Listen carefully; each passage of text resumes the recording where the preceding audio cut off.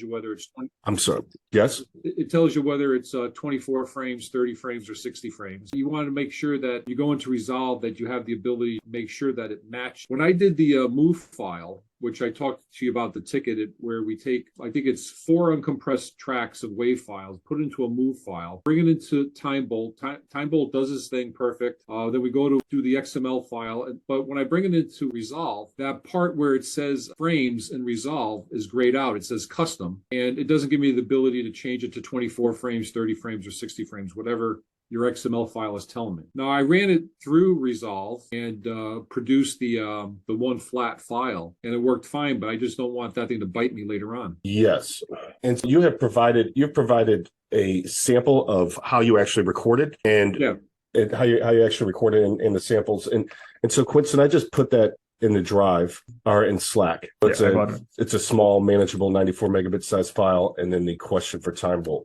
Is it possible for you to share your screen and like walk us through you doing it? Is that a thing? Is that possible? I can't, because I got my other screens are all set up for my technical enablement session at 10:45. Let's do one thing. Let me run it, and you can guide me while I do it. Everybody should be able to share. Can you see my screen? These are the 2 files. Yeah, that's just my video of doing it for you, the MP4. Okay. The blue file is the actual file itself. Okay, how many tracks are there? 5 tracks. Is that right? Five tracks, right? There should be an audio in, a audio out, an overlay, and then our 3 guests. There should be like 5 or 6 tracks. Cool. I'm just gonna export it as an XML and bring it into Resolve. What is the original frame rate? I'm just gonna do 30. How did you record it? It's such an important piece to this. How do you record your video? Riverside. That doesn't look right. Is it just audio? Yes, it is. It's just a podcast. The thing is, it won't let you change. Where is the issue? Like, are you talking about the frame rate in the project, in the Resolve? Where you went to that previous screen where you unclick the automatically import. Okay, one second. And then I go down to the bottom and just do it again. Okay, here. I uncheck automatically import source clips, and then at the very bottom I change that to Resolve mixed frame rates. And I say, I don't think you would get this option for frame rate, because this is just audio. That's not the one that I'm talking about. Okay. When we go that, your video shows that after you say, then you're supposed to go back there and you're supposed to take a look at the frame rate at the very beginning. Where do I click now? If you right mouse click the Resolve 20 multi thing that's highlighted. If you it's attributes, the clip attributes. No, this is all you have to do. You come here, you select Control A. Yep. You select all the clips. You right click on this and you click on clip attributes. Okay, you do that. You go to audio, and then you set your. No, that's fine. I don't have an issue with that. But if you look at video, you see where it says video frame rate in your video that you guys there is no video. Video frame rate is not there is. It's not possible because there is no video. As you can see, it's just audio. But my point is that if I don't create it as a move file, and I just bring in, if I just take the 3 WAV files, drop it into, convert it into Resolve, drop it back into TimeBolt, bring it back into Resolve, I still have the ability to use your instructions, change that video frame rate from 24 to 30 or whatever, even though that still doesn't have any video associated with it. Correct. Well, that is correct. Now, I don't think that really has a lot of effect on the results. Let's do one thing. Let's bring in a video file. Let's bring in a video track and see if anything changes. I'll just take a file. Now, if I overwrite this and I do the same thing, now I have video. So your instructions are good for when I have a video attached to it, but if I'm doing a podcast, I don't have to worry about that. Yeah, because audio files don't have a frame rate. Audio files, by definition, don't have a frame rate because there's no frame. It's so audio is not done at a frame level. It's done with the frequency. It's hertz, 44,100 hertz, for example. Now, Quinton, that's making sense to me now, because when I take the WAV files and then I bring them into Resolve, create the MP4 so that I could bring it into your tool, that creates a video file, if you will, but obviously there's nothing on it. That's why I had the ability to make sure that the frame rates match. That makes sense to me now. Correct. But even if you change the frame rate to, let's say, 60, it wouldn't affect the audio. The audio doesn't because their frames only affect video. Yeah. The tracks. Yeah. And then you right mouse clicked it, and then you went to clip attributes, and you went to audio. I noticed that this new version of Resolve, because I know one of the videos that I watched with you guys said, hey, you got to manually add these things back in here. But correct. The new version of Resolve seems to be doing that for me. But I wanted to understand what you're doing right here with the embedded channel. Okay, as you can see, right, if I go back to TimeBolt and I go to this section right here, it says select track. Yep. In this, I can see that there are 5 different tracks. You count them: the track 0, track 1, track 2, track 3, track 4, and track 5. Oh, sorry, there's no track 5. It's just 4. It starts from 0 to 4. And all these other items that you see over here, these are combinations of those tracks. So for example, if you want the overlap of track 1 and track 2, right? If you want the overlap of track 1 and track 2, you will select this option right here. If you want the overlap of track 0 and track 3, you can select this option right here. Each one of your inputs, audio inputs, is essentially laid out on a different track. That's what you said. Each of your audio inputs is on a different track. Maybe your background music is on a different track. Maybe your that's correct. voice. Correct. We have background music, then we have hi, welcome to Revcast. Then that thing starts going, and then we have our 2 main speakers talking. Then our guest speaker comes in. You're saying that when I go to do this part here, I just have to grab all the tracks associated with it right there. If you want to run the TimeBolt algorithm on all of the tracks at the same time, then you will have to select an option which has all of them in the same timeline. If you see the last option, it says audio track 0, 1, 2, 3, 4.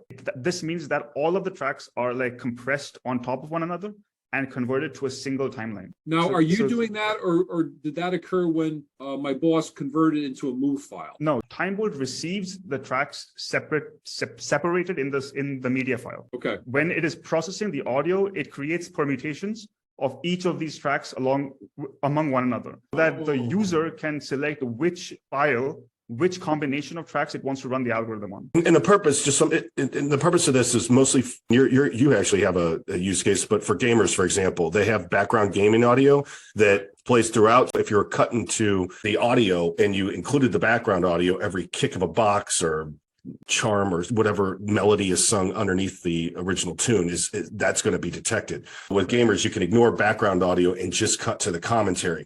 In your example, you might want to ignore whatever track is your background audio and just cut to the commentary. That way but that's how you play with it, or that's how you play with it. But you may not want to cut that out anyway.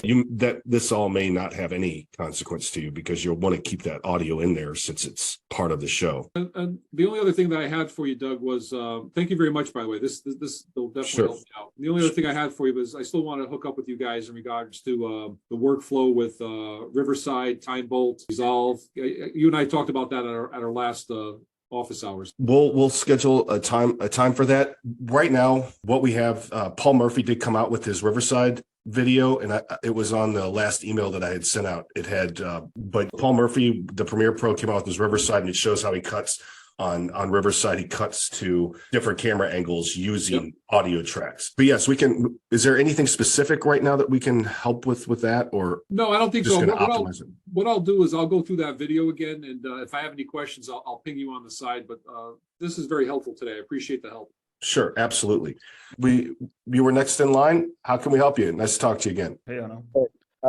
I have 2 problems. First is that whenever I try to edit in TimeBolt, I see that the cursor jumps over some sections, green sections, which it's not supposed to jump over. Do you know anything about this bug? No. I do this all the time on different computers. I don't know if it's my files which are causing it or what. It doesn't happen. It doesn't happen regularly. It just, I don't know. It's like, I know what you mean. It's like every 2% of your edit, like there's just something that happens once or twice in a long video file that you're like, oh wait, why did it start there? And then you just go back. It happens about 1 or 2 times per minute. Well, that shouldn't be happening. I'm not aware of anything like that. If there's a way, if it's happening that a frequency like that, can you just record? Can you just do a screen recording and you can see what the issue may be? It's and Quinton, I believe we got a support ticket where somebody actually found the exact timing when that happens. Okay. We'll have to circle back on that. The best way to solve those issues is by recording this, like getting the file, and for me to be able to replicate that issue, because if I can't replicate that issue on my end, I would not be able to know why it's happening. I need that specific file and like that specific situation of where it's happening, because obviously it should not happen 1 to 2 times per minute. That's I have a note here to look at and find that support ticket and see if we can dig into what that specific issue is and apply it Because it's the same thing. And the other thing I had was, I have to remember, I have ADHD. I forget things all the time. Hey, speaking of which, have you noticed the productivity in the United States has just effectively plummeted? There is a nationwide shortage, in case anybody doesn't know, of Adderall. Like everywhere is out. Everywhere. Like no one anywhere can get Adderall, which is there's a lot of people on Adderall out there, and it'll be interesting to see. I'm sure you can find replacements though. No, no, I don't. Yeah, I don't know, man. Look that one up. I don't think, but it's kind of funny. I did remember now what it was. Okay. There you go. It was that when I tried to render the video with the TimeBolt, then I see that the jump cut places are like cut a little bit in. I think it's TimeBolt doing cut somewhat incorrectly, because I can hear when I listen to the audio, I can hear like blips when the cuts happen. Not always, but sometimes. That would I feel like that happens when I did notice there are some files which have an encoding, the MP3 libmp3 instead of usually MP4 files are with AAC. If you have libmp3 encoding, there is sometimes there is a padding at the start of the audio file. That sometimes I feel at least I think that does cause it. Very rarely it happens, but it does sometimes cause it. If you have that file, if you have that specific file which has MP3 libmp3, and you can confirm if it's that file with that AAC with that encoding, then it could help, because and then converting it to an AAC file, AAC encoding file. For example, do you see my screen? Can I check it with FFmpeg somehow? Yeah, you can just run FFmpeg. Yeah. What's the command? Yeah, -i video. That's it. And what else? Just presenter. So audio AAC. Okay, it's AAC. It should not happen. Can you send me the file? Which because if it's happening once, it has to happen again, right? Yeah, like it should continuously be happening. Yeah. Yeah. Oh, yeah, you can send me this file. I'll and if what timestamp it is, like if you can send me the file with the timestamp at which timestamp it's happening, I can take a look at that. Yeah, we're gonna see if it's cutting out, if it's in the middle of a word that you're cutting out, or like those types of things. We just need to understand. I think it cuts a little bit to the word, but my workaround is to export XML to Resolve and let Resolve render it, and then it's perfect. Okay. Makes sense. We'll look forward to getting that. We'll look forward to getting that file from. That is sort of weird, because the inputs that are going to render in TimeBolt are the same inputs that are rendered. Maybe there is a rounding off error, maybe where rounding off might be too aggressive. The round off might be too aggressive. Maybe we can like make it more granular. Okay, fine. Let's just test it. Let's test it. If you can point that out, that'd be big for us, and that'd be great for us, because we're getting ready to come out with UMCHECK. You do a lot of unscripted type content, and UMCHECK really gets in there and cuts out filler words. It cuts out phrases. It's amazing. Like, it really cleans up your stuff, and being able to get those clean cuts without any of those little ticks that you're hearing is going to be very important for us to do. Thank you. Is that it? Can we move? I have a feature request. YouTube upload after render. Oh yeah, YouTube upload. That I know that's a little difficult right now. We got something better for you though, man. I'm telling you, that's a good idea. But the second part of this is markers, and that's what we're also going to show you today. And Quinson's got the feature put into where you can actually type in title markers now as you're going through on your first pass. Type in the name of the marker, which creates a chapter inside YouTube. You download a markers text file, and within that text file is exactly formatted for you to copy and paste that right into the description in YouTube. Now you only have to watch this thing once, and I'll be able to show you, obviously, your marker. It happens at 1 minute and 22 seconds. When it's cut is probably minute 36 seconds. We do all the math. Even like when you boost it by turbo at 10%, all those markers and that data is going to be kept for you, which is one pass workflow. Really excited to show you that.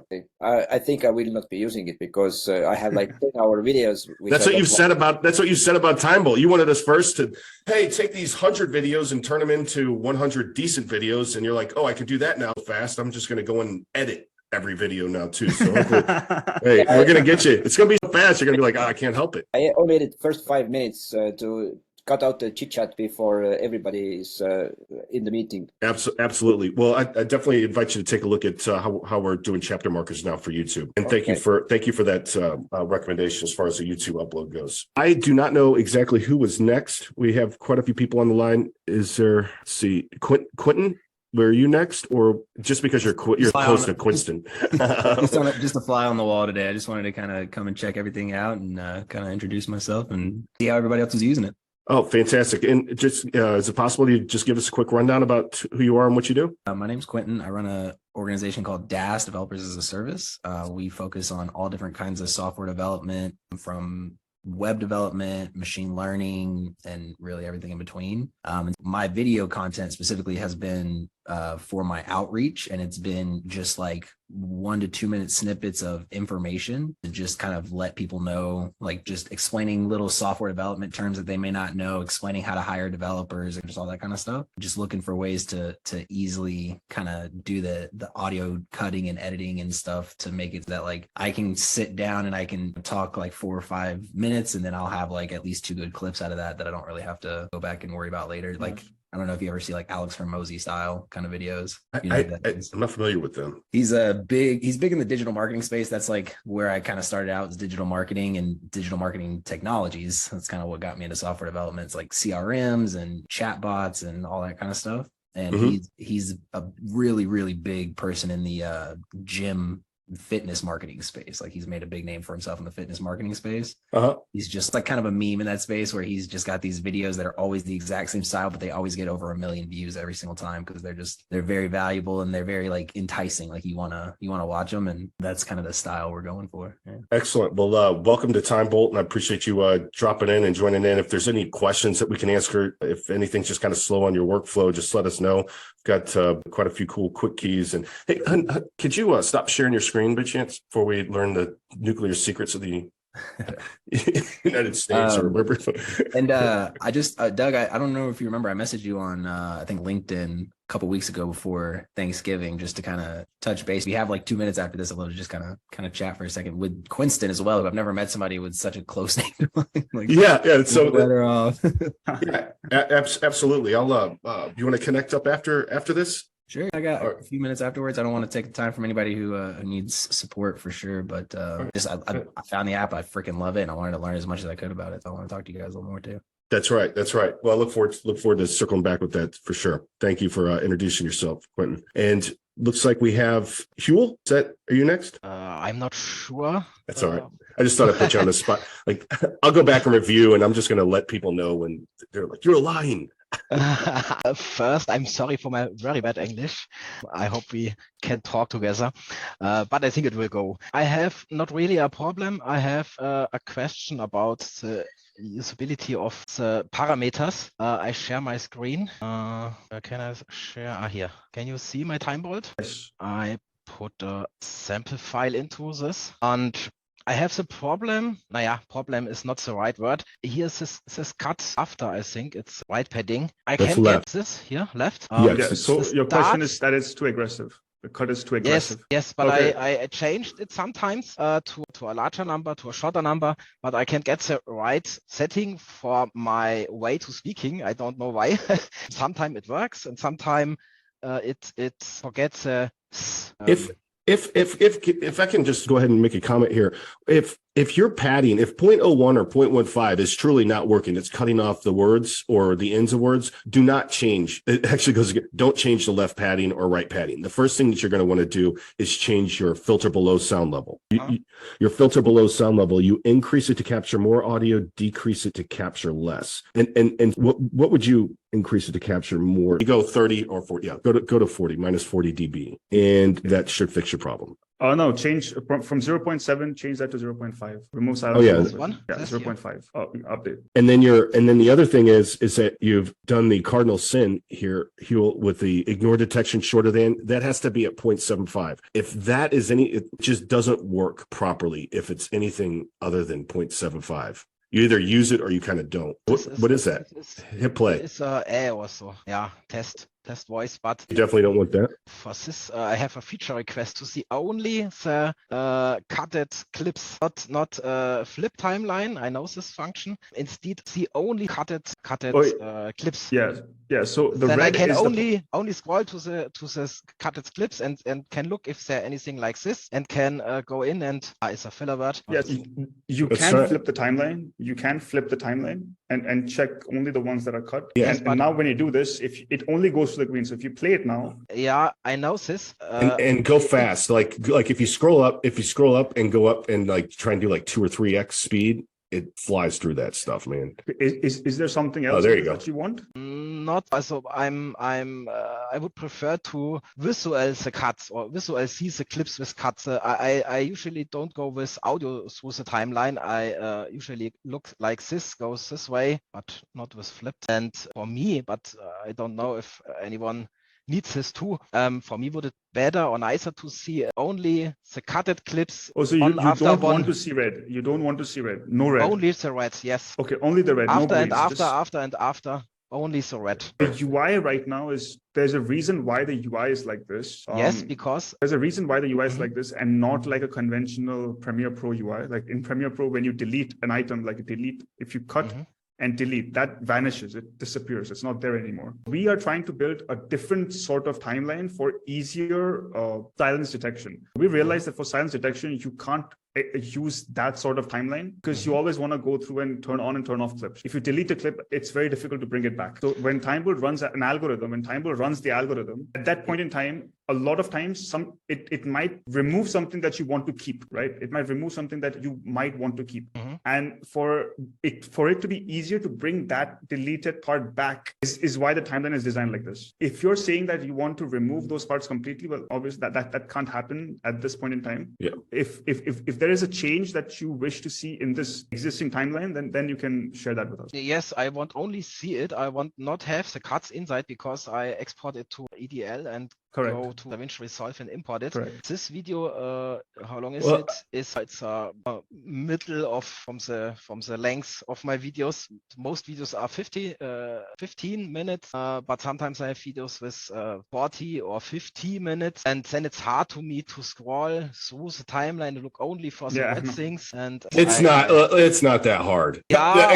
I mean, we're like, damn you, TimeBolt. No, sorry.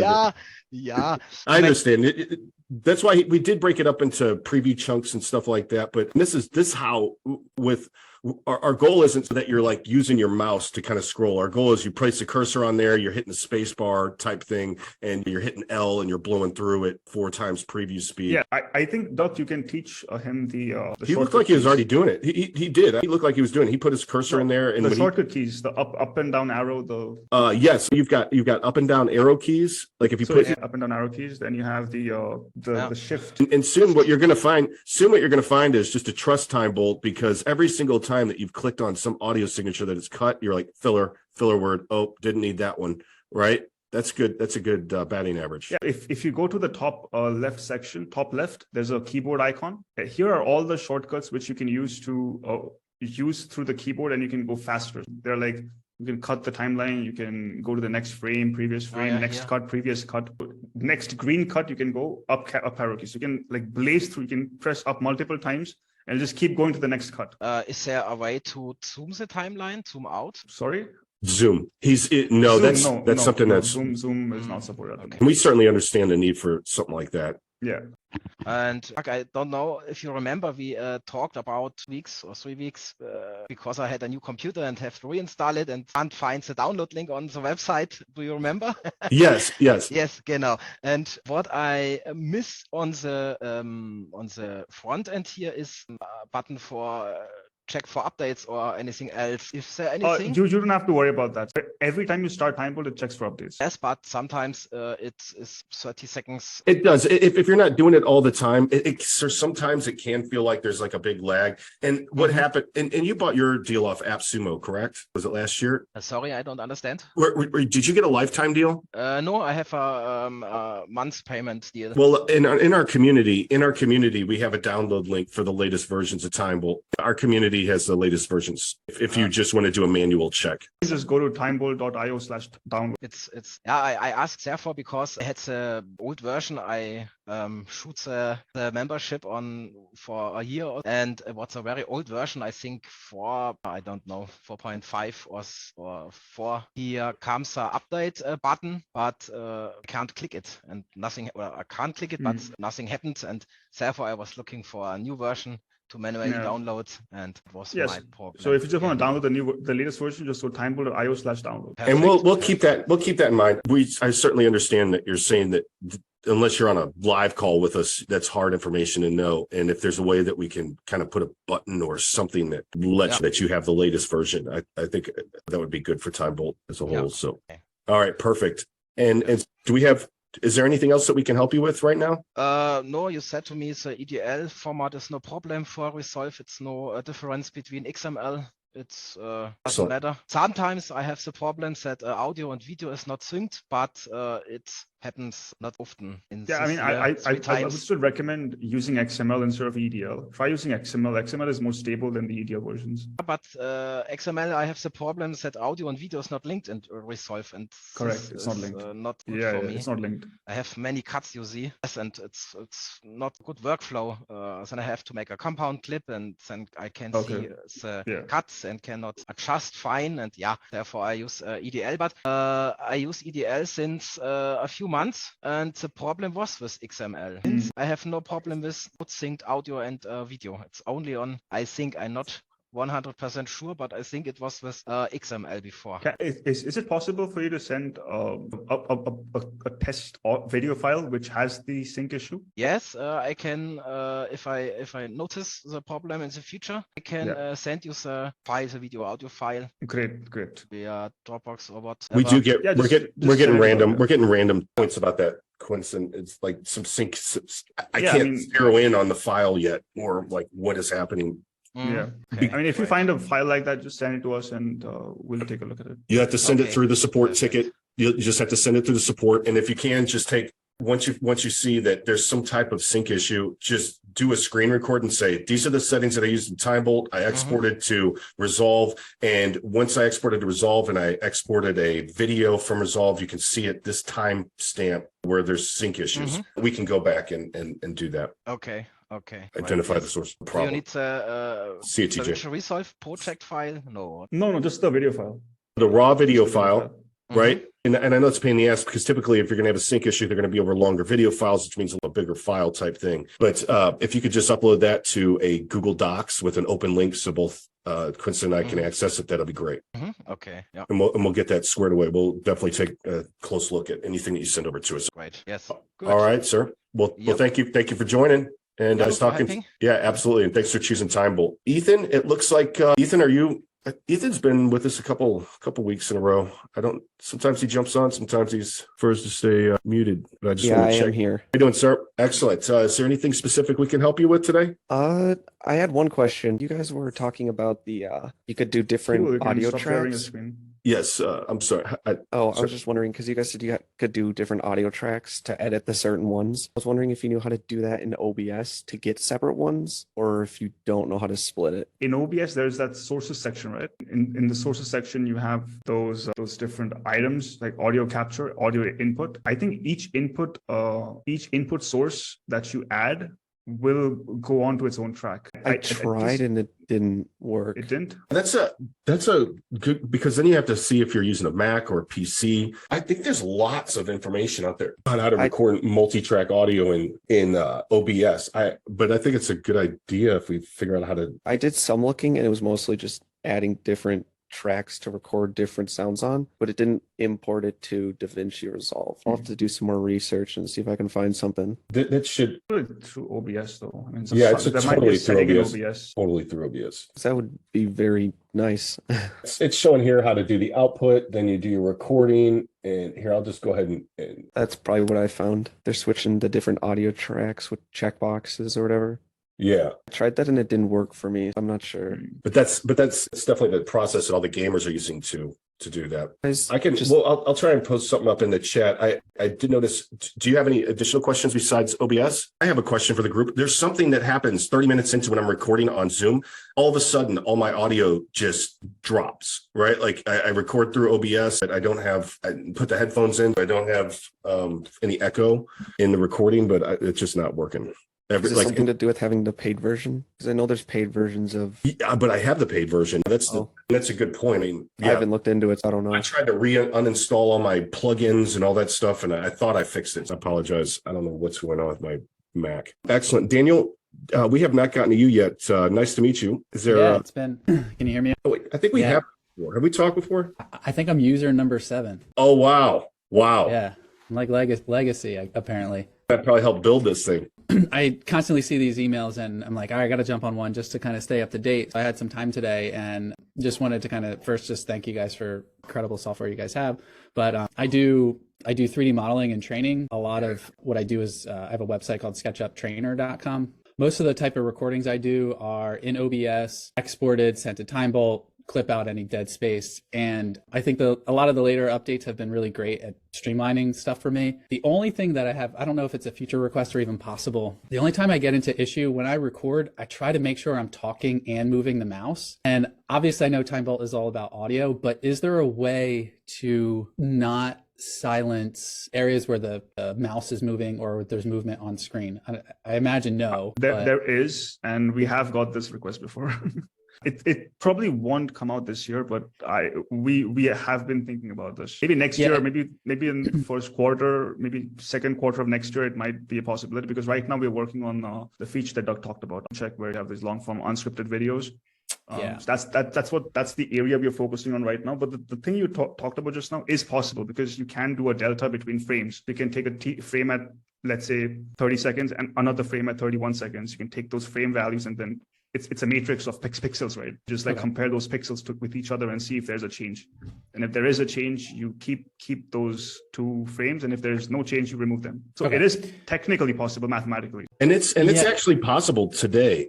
It's actually possible today. If you go to, let me share my screen. Let me just go ahead and drop this video in here. I wanted to show you a long format example. And you're super talented, Daniel. I've seen your work.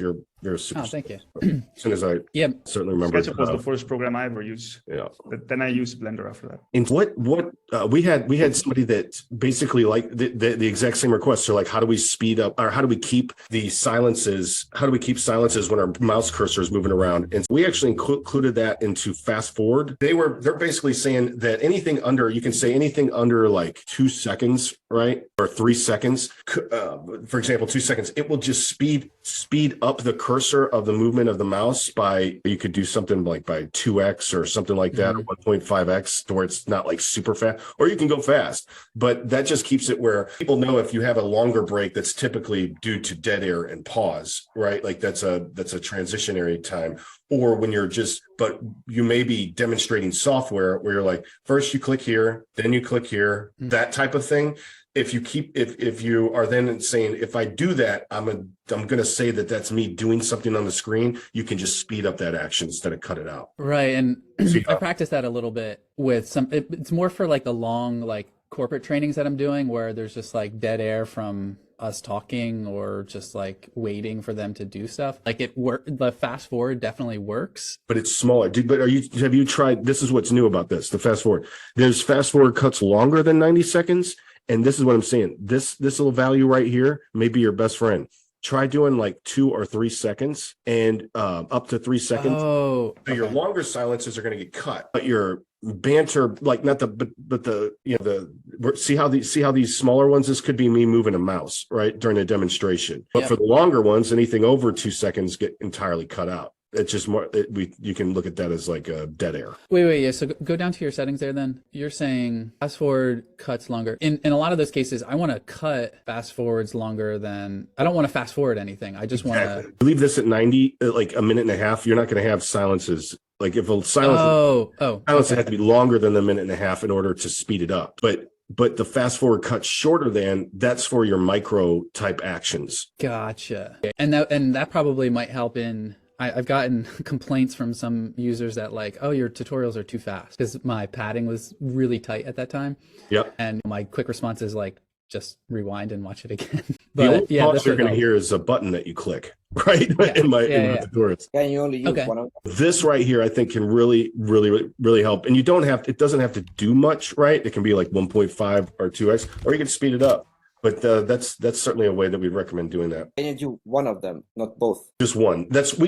I don't really know, like we just put this value at 90 that people understood that It should be a really high value. I put it to 9999 or 0? Well, if it was zero, you'd be fast forwarding everything. So that's why we put it way up there. If I have 10-hour video and there's an hour of break, where lunch break, and I keep recording because I want one video file, then what should I put there? Oh, you could put this at the highest. You could put 9,000 here, right? The point is that we wanted to make it to where you could go in and piecemeal, like, oh, I want to speed this up. I don't want to speed this up. And we knew that was a manual decision process that you were using on the creative end. This typically does. People just don't typically speed everything up. What's the maximum number there? 65,000? It should be quite high. You can also now you can also make sure when you do that, you can either mute the track or you can unmute the track, which is really cool too. You can imagine if you're speaking, you can actually layer in, if let's say you were talking about a video and you're watching somebody else speak, you could speed that part up and not mute it as well. You can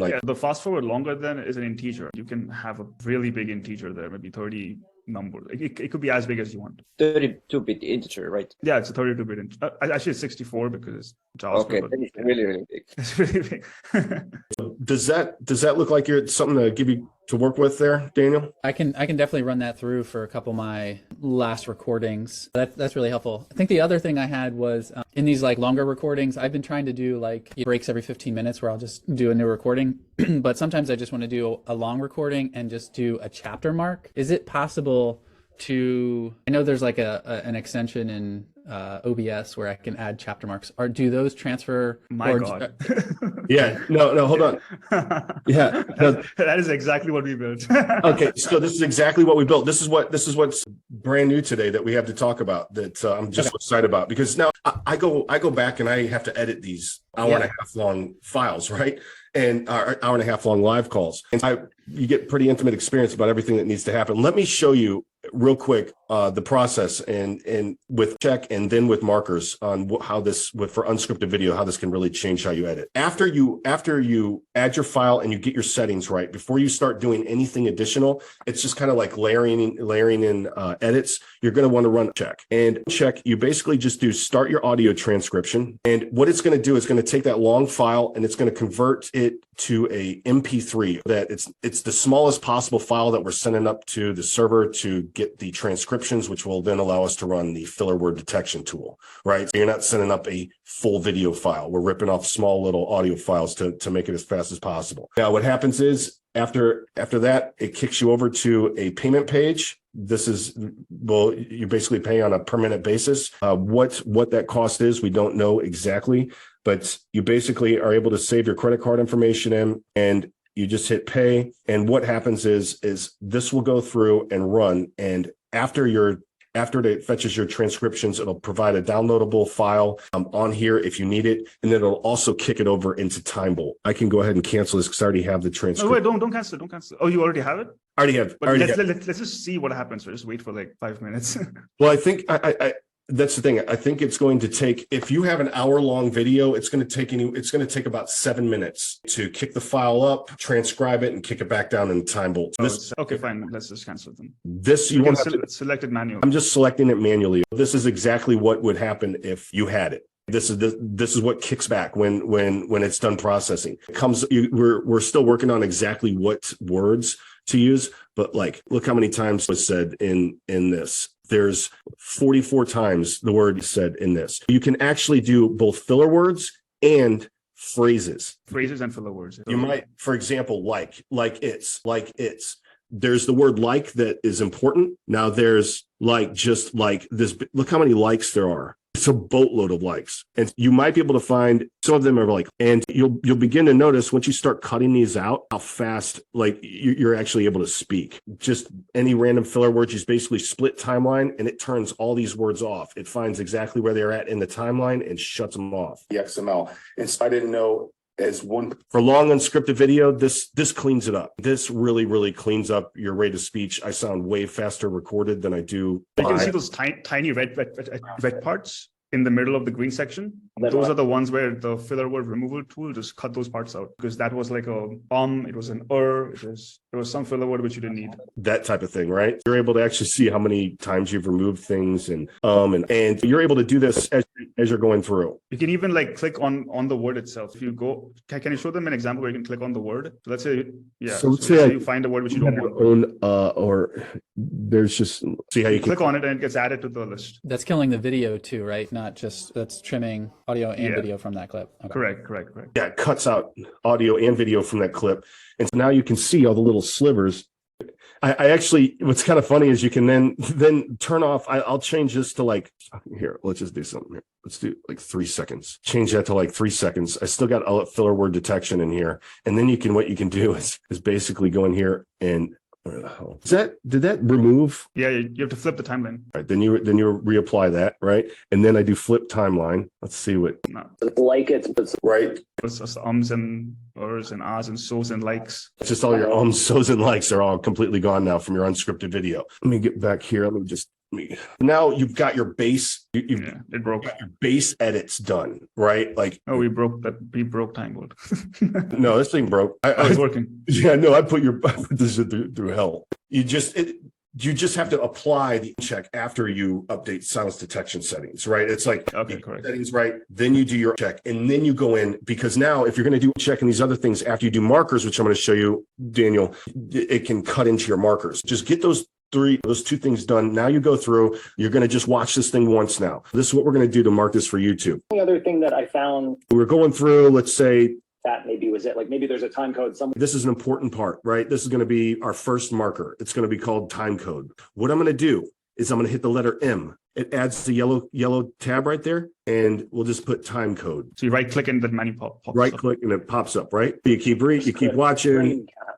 Rather than actually looking at. And let's say this is another deal. You're going to hit M, right click. You're going to put test two, and then looking at the time code, just count the frames kind of thing and start at 0. And then let's go all the way down here. And I'm going to show you this is going to make life some. Let's just put another one here and do test 3. Each time you're just watching you're watching it the first time through. And where there's a new topic, you just add that in. Now, what I typically like to do with these long Zoom calls is I like to go ahead and apply turbo mode to it, right? I do activate turbo mode, and I turn it up to like between 1.125x and 1.10 speed. When you do all this, all your timestamps and everything get shifted up or back, right? There's a lot of math that goes on. Now, what I do with turbo mode, I do download markers text file. Let's see what's in these markers text file. Now, you just copy and paste that right into the body of your YouTube description, and you've got your markers done on your first pass. Chapters, yeah. Chapter markers done on your first pass. Daniel, is that what you were thinking about? Actually, most of the stuff too I do. That's very helpful. Most of the stuff too I post to Vimeo, and I know their marker system's slightly different. I haven't uploaded recently. I'm not even sure what their marker upload looks like, but just having that text file alone just helps me timestamp within Vimeo. That's great. Just make sure to put the text description next to it, because it'll still come out. You can still do M and M and M. It doesn't need a text description, but it just keeps you from having to go back and watch and then find out exactly where it's at and add it later. And in the tutorial stuff, it's usually like, if it's a 5-minute video, there might be 3 markers that I'll put for like, here's the next sequence, here's the next sequence, here's the next sequence. It's not overkill. This is great. Excellent. Because the way these things end up on YouTube, for us, talking to a screen and mic and record. How these things end up for us, there's a lot of chapters in here. And Final Cut. They just end up in here for us like this. That's exactly how you do markers. I'm not sure what error may have occurred. Have you seen error happen, Quincy? It's just some error occurred. I don't know. Yeah, just dismiss the error. It's solved now. Yeah. Just click on it and drag it away. Oh, no, I didn't know you could do that. Huh. Yeah, what happened was there was an error, but then TimeBolt fixed itself. Yeah. Excited to release that. And we're going to probably be releasing, will we be putting out markers before check? Oh, yeah. Everything will be released at the same time. We can send it for beta usage round. Like we can give it to users if they want to start using it for testing it out before we do the official release. So if anybody wants to test it out, they can just reach out to us. We'll send you a copy of the exe or DMG file. I can try test it with Estonian language. I think it should support most languages because the transcription is auto detect, so it language auto detects. It just detects the language automatically, whichever you're speaking. And plus, it's just the text that is sent is just picked up by TimeBolt and directly displayed. There's no interaction, change, or restriction in the JSON file that it receives. I think it should work for most languages just right out of the box. That's what I think. Yeah. Phone doesn't understand half of the text I'm speaking to it. I don't think it will be good. Let's see. Let's see if it Yeah, works. well, that's what's nice. No matter what language you speak, the language of filler words is pretty much universal. Those all things, we all speak the same. I can try then if you think it will work with Estonia. Let's see. Yeah, we'll send you a copy. I think I'm bad on this software. Hano will put it through the ringer. On a 7-hour video at 6-hour video. 5 minutes, there is a beep that shouldn't be there. We're like, wow, that's true. Excellent. Does it, Daniel, do you have any additional questions? Yeah, the transcription. I think I saw. Is it 5 cents per minute? We haven't decided yet. It's Okay. still like that's just a test thing. Yep. We haven't decided yet. We didn't want it to be like something that you subscribe to. We just want it to be on demand. Like you don't have to use transcriptions with TimeBolt because the philosophy of TimeBolt was silence detection initially. This is just a layer on top. So it's more of an on-demand pricing rather than just a subscription pricing. Yeah. No, go ahead. Is the price based on the original file length or after? Original. It transcribes the whole file. It would be more cost economical to first remove the cuts and then reapply. Yeah, that is there. That probably will be something we'll do in the future. Right now, right now the process would be to render the file in MP3 format and then upload the files. It's just we want to test the feature out first if it's useful for customers, and then add complexity once the feature is established and useful. If you think about it, it's going to be really hard to like cut it down, and because then if you make any changes after, it screws everything up. And and so I just don't know how we would. It makes sense. It would. Hey, we thought the same thing. You could cut this thing up to begin with, and you're only going to be transcribing 50% or 60 or 70% of the timeline. Well, it's just impossible on the back end to then get that to because if you don't transcribe the missing parts, then if you want to make a change later on, it might be very difficult to then get access to those parts. I have then a video they compressed to 3 hours. It would be much better for me to apply for the 3 hours. Maybe what you can do is you can render the video and then render the existing video and then do it. I'm thinking about some of the recordings that I've done where I have my own transcriptions. Is it possible to upload your own? It should be possible. The format of the JSON is not very complex. It's just like the word itself and start and end times. As long as your transcription file will be in that format. Or what we can also do is we can have a converter. We can have that converter where that converter converts from one format to the other to the compatible format. And that should not be very complex. And we can even build like a web page where you can, because I don't want TimeBolt is like, we don't want to be a transcription company. The reason we are using transcriptions is because it is a feature that you want to add to TimeBolt, the filler word detection. If the customer wants to use their own transcription file, I am very I want to support that endeavor.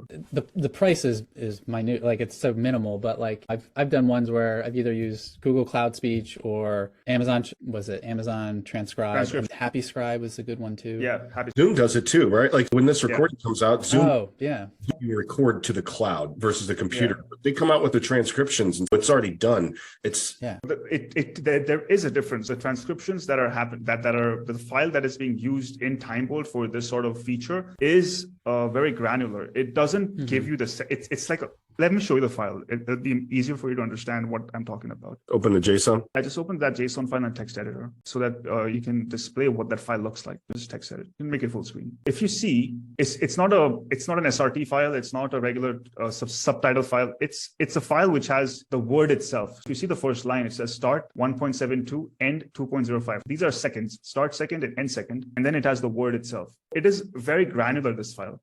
This file tells you that at this start and end point, there is this word spoken. That is the information that's necessary. The word is necessary. As long as your transcription service spits out this file, and most transcription services like Google Transcribe and Amazon Transcribe, they spit out the same file. As long as this file is available in JSON format, it should be good. Or if it's a different format, maybe it's an XML file, But as long as this information is there, we can build a converter. You can upload that file to that converter and just convert it to a JSON file, and you can use that one. I want to make it very clear that TimeBolt is not a transcription company. We don't want to be a transcription company. We are, but for this feature to work, transcriptions are very essential. You can't detect filler words without transcription. It's like a means to an end. Just so you We know, tried. We spent a lot of money freaking trying to build tried. custom software to detect filler words, but it just didn't work.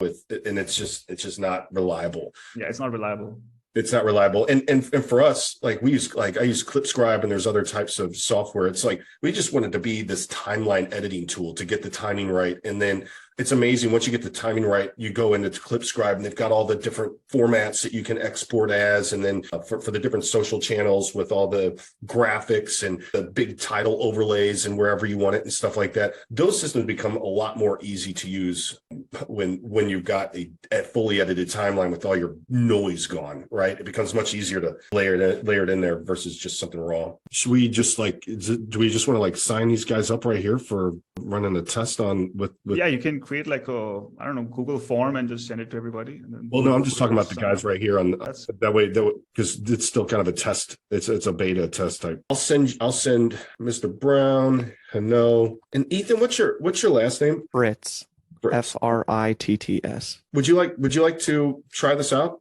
Sure. Check stuff. And Quentin, this is also recorded. All right, excellent. What I'll do is I'll send some instructions on basically what test credit card to use and all that kind of stuff, right? Let us know what you think, and appreciate the great questions. Is there anything else that we can help out with today? I had one other question. I asked last week, but I couldn't stick around. It was about the zooming out. I was just kind of curious if you guys... Zooming out, we did try it out with this platform, but it doesn't seem to work as well as we wanted to.